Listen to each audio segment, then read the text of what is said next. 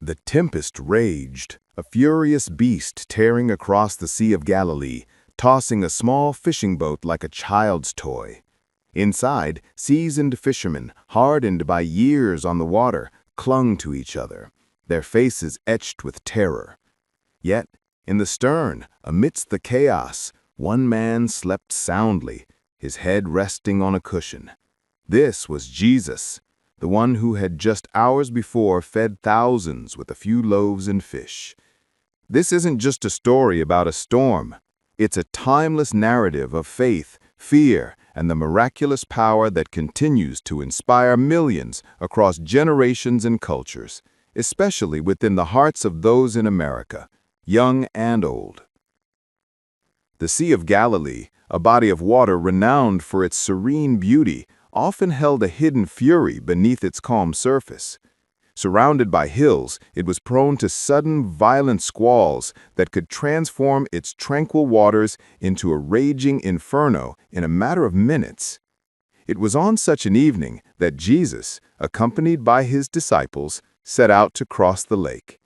Exhausted from a day of teaching about the kingdom of God, he had sought rest in the stern of the boat, his head nestled on a cushion, drifting into a deep sleep. His disciples, many of whom were veteran fishermen, were acutely aware of the dangers posed by the Sea of Galilee's unpredictable storms.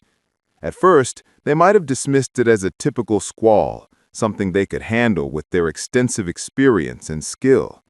However, the storm escalated with terrifying rapidity.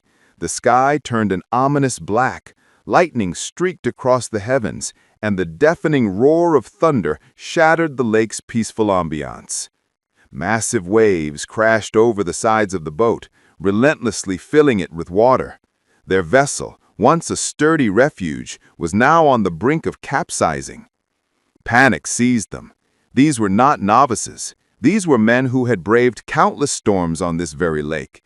Yet this tempest was different, more ferocious than anything they had ever encountered.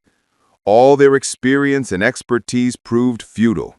The chilling specter of death loomed large, pushing them to the brink of despair. It was then, amidst their terror, that they remembered who was with them. Their teacher, the one who healed the sick, gave sight to the blind, and performed countless miracles. Could he too conquer this raging storm?